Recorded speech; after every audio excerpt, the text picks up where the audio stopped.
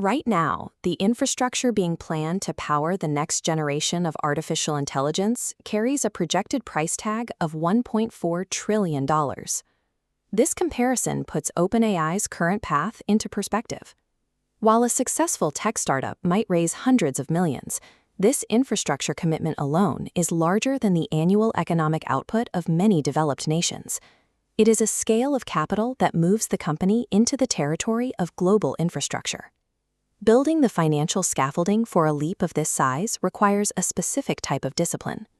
In June 2024, OpenAI handed that responsibility to its new Chief Financial Officer, Friar. Her path to this office does not follow the standard Silicon Valley biography. Friar grew up in Northern Ireland during the 1970s and 80s, attending grammar school in a town that was, at the time, the most heavily bombed province in the region. She was born in Sion Mills, a village of 2,000 people in County Tyrone. It was a community built in a tidy grid of red brick terraces, all centered around the economic heartbeat of a local flax mill. Her father worked as the mill's personnel manager, while her mother served as the district midwife and nurse.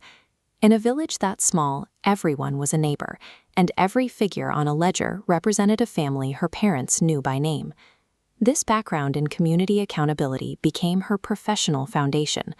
To see how a trillion-dollar technology will be governed, you have to track how this village-raised disciplinarian learned to scale her financial scaffolding across the globe. Her first major arena was an 11-year tenure at Goldman Sachs, where she eventually ran the technology research business. As an equity analyst in the 2000s, she was tasked with evaluating software companies that were often losing money. Traditional valuation methods failed because there were no profits to measure. This forced her to master unit economics. She built models identifying the exact inflection points where revenue growth overwhelms fixed operating costs. She developed the Goldman habit, refusing to accept a narrative with verified numbers. Over a decade on Wall Street, she refined a core professional thesis. Without quantitative defensibility, even the most promising vision is just a bubble. In the year 2012, Jack Dorsey hired Friar as the CFO of Square. Her job was to build the financial spine, turning a small mobile card reader into a global financial services platform.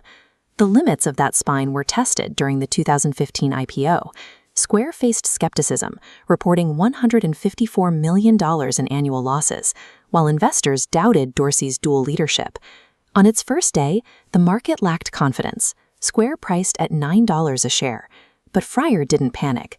Over 3 years, she explained their unit economics, and by 2018, the stock had added roughly $30 billion in market capitalization.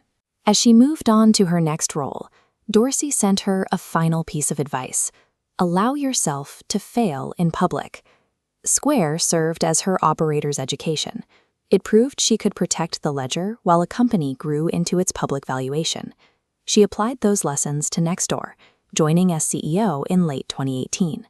It was a platform built entirely on local neighborhoods, a digital version of the community accountability observed in Sion Mills. During the pandemic, Nextdoor's growth accelerated, leading to a 2021 SPAC merger, valuing the network at $4.3 billion. But those assumptions didn't hold. The ad market buckled, and the stock plummeted to under $2, dropping the valuation below $500 million.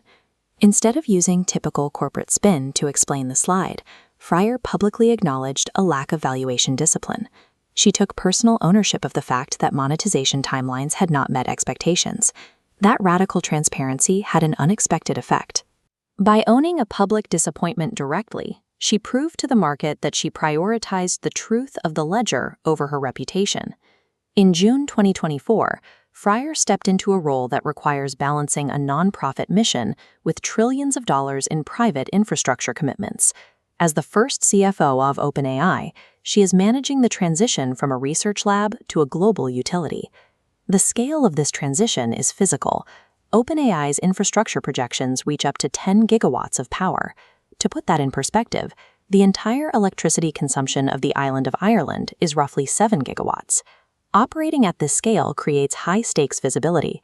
During a Wall Street Journal event, Friar agreed that a government backstop could help finance these data centers, a comment that was immediately interpreted online as a request for a taxpayer bailout. She responded with the same transparency she used at Nextdoor. Bypassing the PR department, she issued a direct personal correction near midnight, clarifying that the company was not seeking government guarantees. Her current daily reality involves negotiating with chipmakers, sovereign wealth funds, and national power grids. She is acting less like a startup executive and more like a head of state coordinating a global resource.